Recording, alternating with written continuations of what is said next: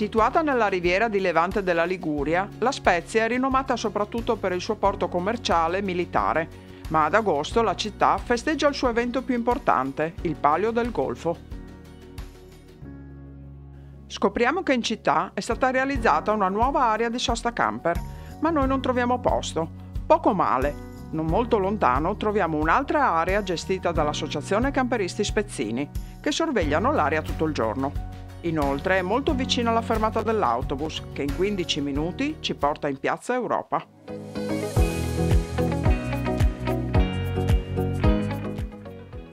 Da Piazza Europa, in un attimo arriviamo al porto di La Spezia.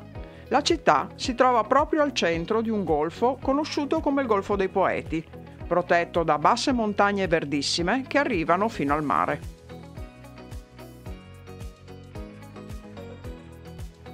Il suo porto è famoso soprattutto per i cantieri navali e rinomati anche all'estero. Il lungomare del porto si attraversa camminando piacevolmente sotto le palme della passeggiata Morin e si arriva subito alla cattedrale di Cristo Re. Completata nel 1975, ha una cupola e una struttura circolare in cemento armato bianco che vengono sorrette da 12 colonne. All'interno si distinguono bene le colonne intitolate ai 12 apostoli e la disposizione semicircolare dei banchi davanti all'altare è davvero molto originale.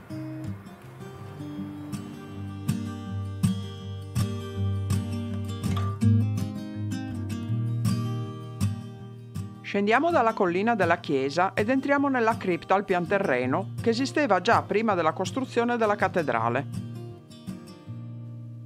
Nella cripta vi sono le tombe di alcuni vescovi ed è stato in parte ristrutturato un vecchio rifugio antiaereo che purtroppo è chiuso al pubblico e che noi riusciamo a vedere solo accompagnati dal sacrestano.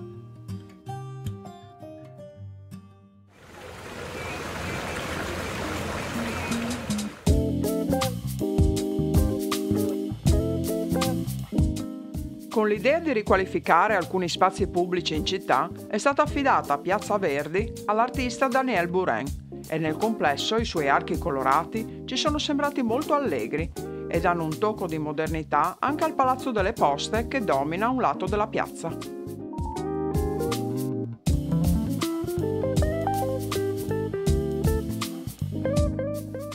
Il centro della città è caratterizzato da viuzze strette in mezzo a lunghe file di abitazioni storiche attaccate tra loro. Questa caratteristica, tipica ligure, è detta carrugio e veniva fatta in passato a scopo difensivo. Di solito dal carrugio parte una strada e una scalinata che porta al castello, ma noi troviamo una comoda funicolare che ci porta direttamente al castello di San Giorgio.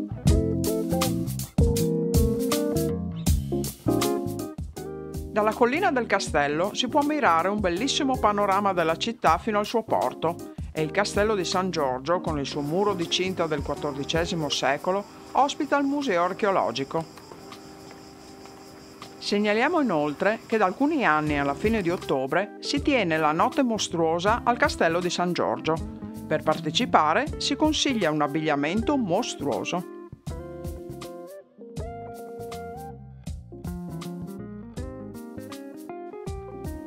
Scendiamo dal castello attraverso una scalinata e arriviamo all'Arsenale, supporto tecnico alla Marina Militare Italiana, e accanto al suo ingresso si trova il Museo Tecnico Navale.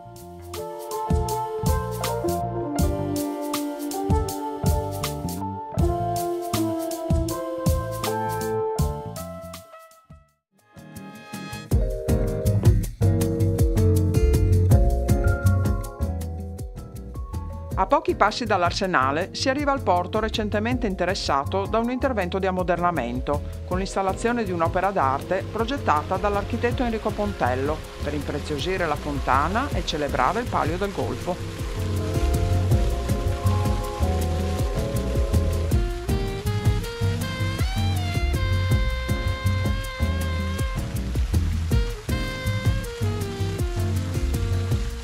I 13 elementi che compongono l'opera rappresentano le 13 borgate che si sfidano ogni anno in una regata e la loro forma richiama proprio lo scafo delle barche coinvolte nella gara. Tutti gli elementi sono in acciaio soffiato e ognuno di loro porta inciso il nome di ogni borgata. Inoltre l'orientamento degli elementi va verso la posizione delle borgate nel golfo. La piazza del Cruise Terminal è molto importante per l'accoglienza dei turisti che sbarcano dalle navi da crociera che alla Spezia si fermano spesso, e questa fontana è un'opera che dà il benvenuto a tutti loro.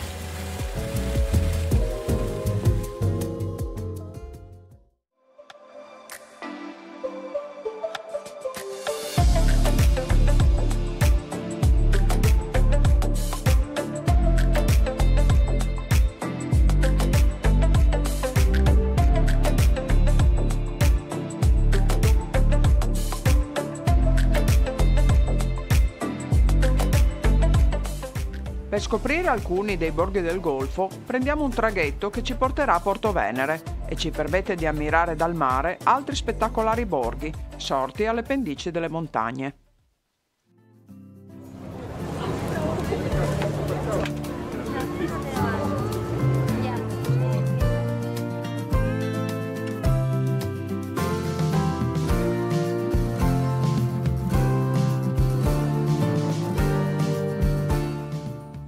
Arrivati a Porto Venere ci accoglie una piazzetta delimitata da mura del XII secolo e attraversata la porta si entra nel cuore del centro storico, con viuzze strette tra case colorate e negozi di souvenir.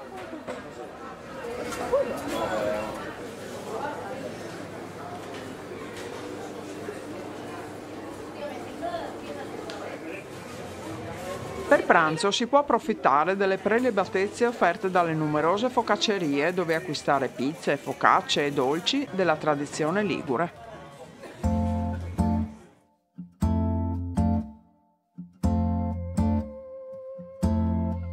Oh, well, you told me from the start that you got a problem with your heart.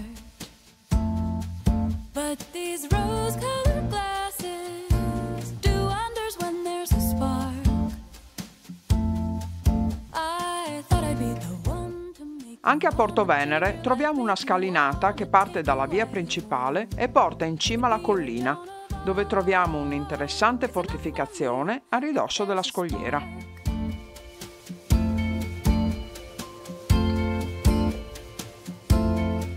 Yeah, well, you took me out to dine. Da qui la vista del mare con le sue onde che si stagliano sulle rocce ci lascia letteralmente senza fiato.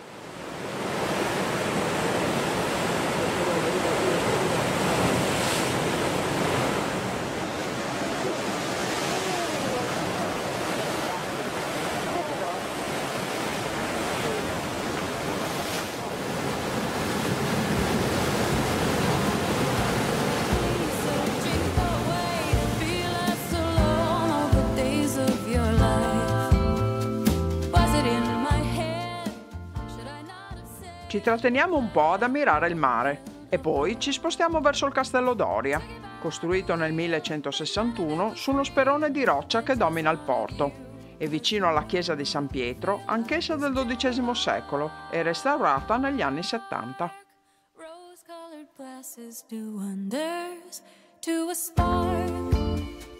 To a spark.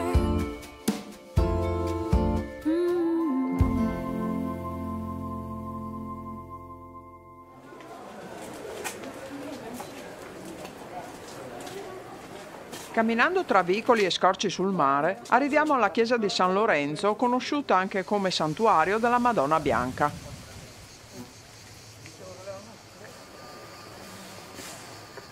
Il quadro pergamena che vediamo rappresenta la Madonna Bianca legata a un miracolo del 1399, quando durante un'epidemia di peste un paesano pregò la Madonna di porre fine all'epidemia. Il quadro si illuminò e la peste finì miracolosamente.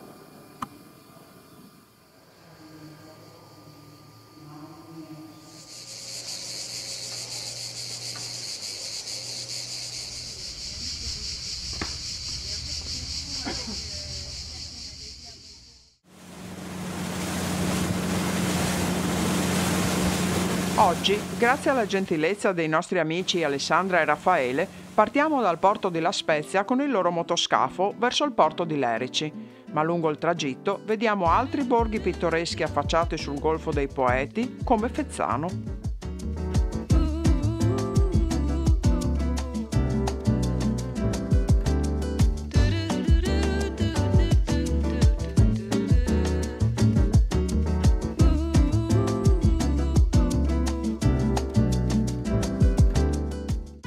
Arrivati al porto di Lerici è necessario attraversare la piazzetta con le sue caratteristiche case colorate per iniziare la salita che porta al castello.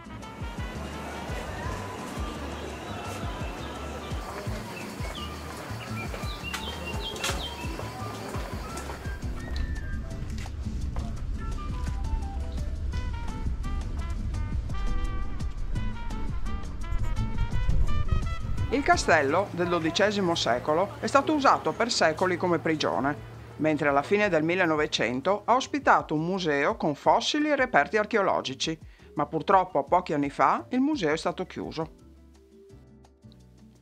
Oggi comunque il castello continua a dominare dall'alto il porto di Lerici e da qui la vista è davvero spettacolare.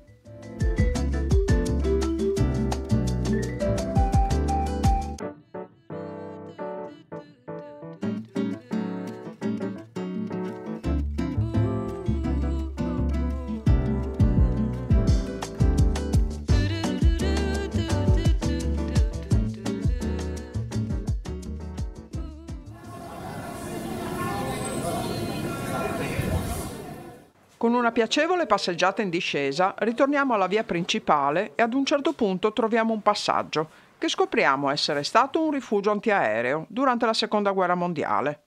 Dopo la ristrutturazione del 2019 è considerato un bene storico architettonico di grande valore.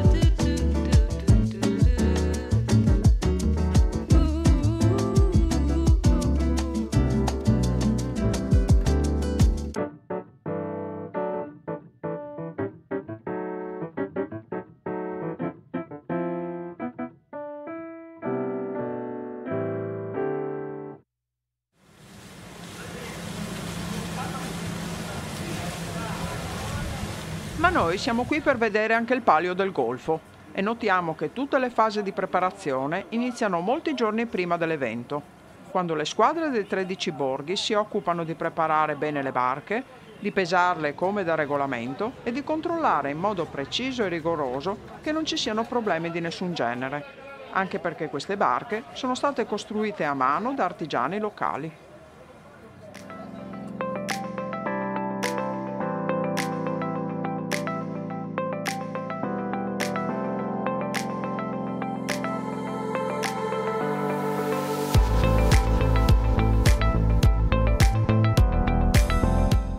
Quest'anno è il 98° anno per questa regata, che si svolge quindi dal 1925 e vediamo che è davvero molto apprezzata dalla popolazione e seguita dai media locali. La gara prevede 3 categorie, donne, senior e junior, e gli equipaggi sono costituiti da volontari molto appassionati.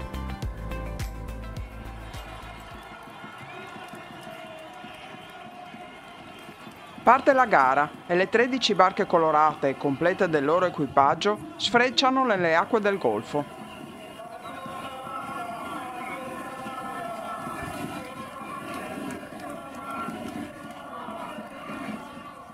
I 2000 metri di percorso sono divisi in 4 parti e al secondo giro di boa le 2 imbarcazioni giallo e verde di Canaletto e Fezzano sono molto vicine e si contendono la gara.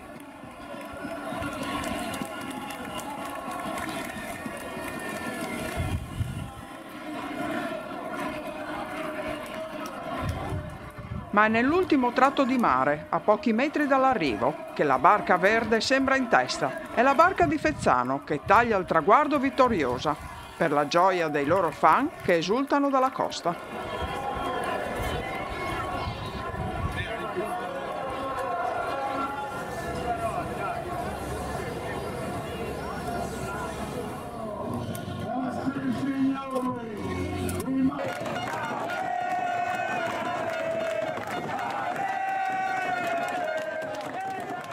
È davvero una bella festa, che continua per tutta la serata e che si conclude con i suggestivi fuochi d'artificio.